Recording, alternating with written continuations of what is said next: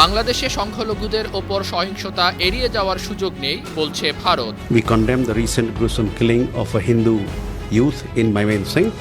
ইসরায়েলের প্রধানমন্ত্রী বেনিয়ামিন নেতানিয়াহুর সঙ্গে যুক্তরাষ্ট্রের প্রেসিডেন্ট ডোনাল্ড ট্রাম্পের উপদেষ্টাদের সম্পর্ক উত্তপ্ত হচ্ছে।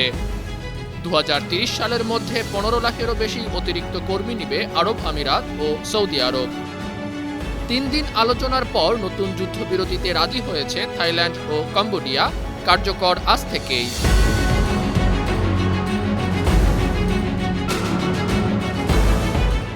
শুনছিলেন সংবাদ শিরোনাম। সবাইকে স্বাগত জানাচ্ছি বিশ্বজুড়ে প্রতিদিনে।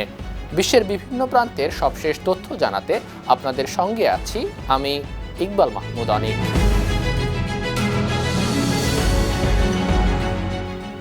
ভারতের পররাষ্ট্র মন্ত্রণালয়ের মুখপাত্র রণধীর জয়সওয়াল বলেছেন, বাংলাদেশে হিন্দু ও অন্যান্য সংখ্যালঘুদের ওপর সহিংসতা গণমাধ্যমের অতিরঞ্জন বা রাজনৈতিক সহিংসতা হিসেবে এড়িয়ে যাওয়ার সুযোগ নেই।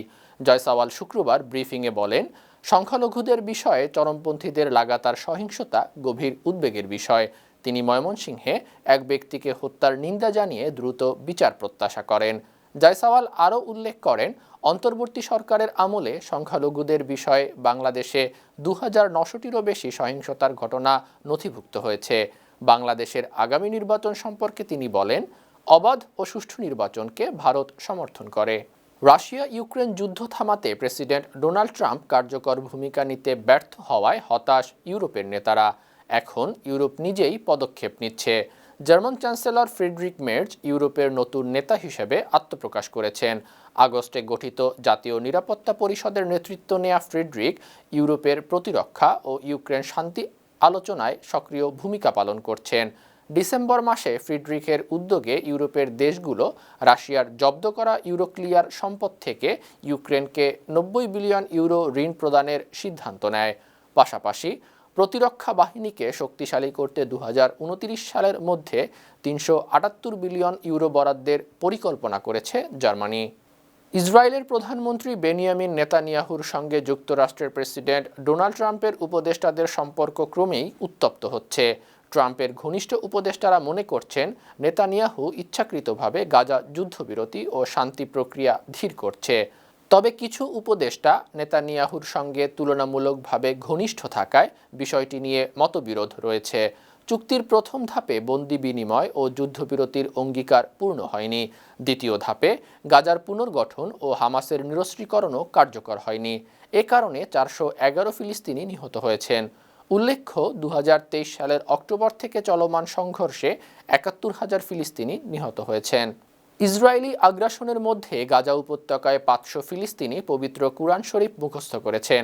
গেল বৃহস্পতিবার গাজা সিটির আল শাতি শরণার্থী শিবিরে আনুষ্ঠানিকভাবে তাদের সম্মাননা জানানো হয়।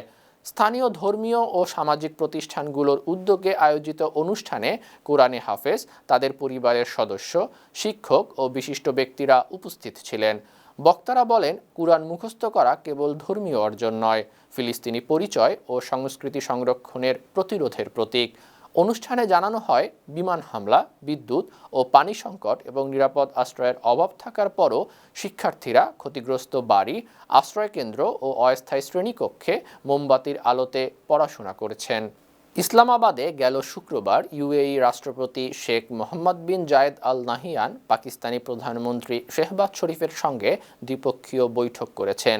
আলোচনায় দুই দেশের মধ্যে অর্থনীতি, বিনিয়োগ, উন্নয়ন সহ বিভিন্ন ক্ষেত্রে সহযোগিতা এবং যৌথ উদ্যোগ বাড়ানোর সুযোগ নিয়ে কথা হয়। বৈঠকে আঞ্চলিক ও আন্তর্জাতিক বিষয়ে কিছু গুরুত্বপূর্ণ বিষয় নিয়েও মতবিনিময় করা হয়। শেহবাজ শরীফ বলেন, পাকিস্তান সংযুক্ত আরব আমিরাতের সঙ্গে গভীর ও শক্তিশালী সম্পর্কের জন্য গর্বিত। নূর খান এয়ারবেসে রাষ্ট্রপতিকে প্রধানমন্ত্রী ও অন্যান্য পাকিস্তানি কর্মকর্তারা স্বাগত জানান। বৈঠকের সময় দুই দেশের মধ্যে সম্পর্ক আরও দৃঢ় করার ওপর জোর দেয়া হয়। 3 দিন আলোচনার পর নতুন যুদ্ধবিরতিতে রাজি হয়েছে থাইল্যান্ড ও কম্বোডিয়া। চুক্তি অনুযায়ী যুদ্ধবিরতি আজ দুপুর 12টা থেকে কার্যকর হবে। আসিয়ানের পর্যবেক্ষক দল চুক্তির বাস্তবায়ন পর্যবেক্ষণ করবেন। 20 দিন আগে সীমান্ত ও প্রাচীন মন্দিরের মালিকানা নিয়ে বিরোধের জেরে সংঘাতে জড়িয়ে পড়ে দেশ দুটি। গেল জুলাই মাসেও সংঘাতে জড়িয়ে পড়েছিল থাইল্যান্ড ও কম্বোডিয়া। পরে যুক্তরাষ্ট্র, চীন ও মালয়েশিয়ার মধ্যস্থতায় যুদ্ধবিরতি হলেও তা স্থায়ী হয়নি। মাত্র 2 সেকেন্ডের মধ্যে একটি ট্রেনকে 700 কিলোমিটার প্রতি ঘন্টায় গতিতে ত্বরান্বিত করেছেন চীনের ন্যাশনাল ইউনিভার্সিটি অব ডিফেন্স টেকনোলজির গবেষকরা। এই ট্রেনের এত বেশি দ্রুত গতি যে কিছু বুঝে ওঠার আগেই ট্রেন চোখের আড়ালে চলে যায়। ট্রেনটি নিরাপদে থামানো হয়েছে। দেশটির দ্রুততম ম্যাগলেভ ট্রেনের মাধ্যমে এই পরীক্ষা করা হয়। ট্রেনটির ওজন প্রায় 1 টন।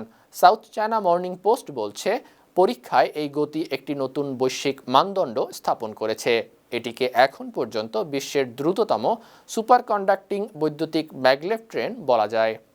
মালয়েশিয়ার প্রভাবশালী প্রাক্তন প্রধানমন্ত্রী নাজিব রাজাককে 15 বছরের কারাদণ্ড এবং $2.8 বিলিয়ন জরিমানা করা হয়েছে। শুক্রবার কুয়ালালামপুর হাইকোর্টের রায়ে 21টি অর্থ পাচারের অভিযোগ এবং ক্ষমতার অপব্যবহারের 4টি অভিযোগে তাকে দোষী সাব্যস্ত করা হয়। অভিযোগে বলা হয়েছে, নাজিব ক্ষমতায় থাকাকালীন 2009 সালে রাষ্ট্রীয় তহবিল মালয়েশিয়া ডেভেলপমেন্ট ব্যুরোর হাত থেকে কমপক্ষে $4.5 বিলিয়ন চুরি হয়েছে। 72 বছর বয়সী নাজিবের অ্যাকাউন্টে $1 বিলিয়ন বেশি অর্থ হস্তান্তর করা হয়েছে। নাজিবকে 2022 সালে একই ধরনের আরেকটি মামলায় প্রথম কারাদণ্ড দেওয়া হয়েছিল। 2030 সালের মধ্যে সম্মিলিতভাবে 15 লাখের বেশি অতিরিক্ত কর্মী নিয়োগ করবে আরব আমিরাত ও সৌদি আরব। মার্কিন সফটওয়্যার কোম্পানি সার্ভিস নাও এবং ব্রিটিশ শিক্ষা ও দক্ষতা মূল্যায়ন প্রতিষ্ঠান পিয়ারসনের যৌথ গবেষণায় এই তথ্য জানা গেছে। গবেষণায় জানা গেছে, সৌদি আরব সরকারের উচ্চাভিলাষী অর্থনৈতিক সংস্কার কর্মসূচি ভিশন 2030-এর প্রয়োজনে আগামী কয়েক বছরে শ্রমশক্তির চাহিদা 11.6% বাড়বে। অন্যদিকে 2030 সালের মধ্যে সংযুক্ত আরব আমিরাতের শ্রমবাজার আরও দ্রুত গতিতে সম্প্রসারিত হয়ে 12.1% বাড়বে। ভয়াবহ গৃহযুদ্ধ আর চরম মানবিক বিপর্যয়ের মধ্যেই রোববার মিয়ানমারে অনুষ্ঠিত হবে সাধারণ নির্বাচন। 2021 সালের সামরিক অভ্যুত্থানের পর দেশটিতে রক্তক্ষয়ী সংঘাত চলছে। নোবেলজয়ী নেত্রী অং সান সূচির নির্বাচিত সরকারকে উৎখাত করে ক্ষমতা দখলের পর থেকেই সামরিক জান্তা ও সশস্ত্র বিদ্রোহী গোষ্ঠীগুলোর লড়াইয়ে বিপর্যস্ত মিয়ানমার। এই সংঘাতের মধ্যেই চলতি বছরের মার্চে এক শক্তিশালী ভূমিকম্প এবং একের পর এক প্রাকৃতিক দুর্যোগে দেশটিতে মানবিক সংকট তীব্র হয়েছে। জাতিসংঘের তথ্য অনুযায়ী মিয়ানমারের 5 কোটি 10 লাখ মানুষের মধ্যে অন্তত 2 কোটি মানুষের এখন জরুরি মানবিক সহায়তা প্রয়োজন। সোমালিয়া থেকে বিচ্ছিন্ন সোমালিল্যান্ড অঞ্চলকে স্বাধীন ও সার্বভৌম দেশ হিসাবে শুক্রবার স্বীকৃতি দিয়েছে ইসরায়েল। এর নিন্দা জানিয়েছে আরব উপসাগরীয় দেশগুলো।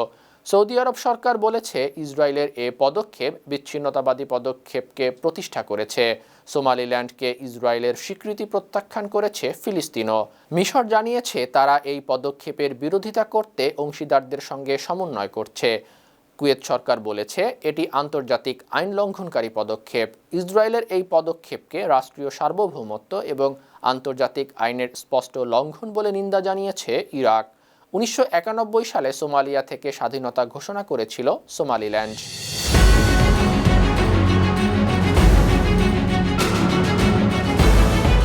সুপ্রিয় দর্শক, এই ছিল আজকের বিশ্বজুড়ে প্রতিদিনের আয়োজনে।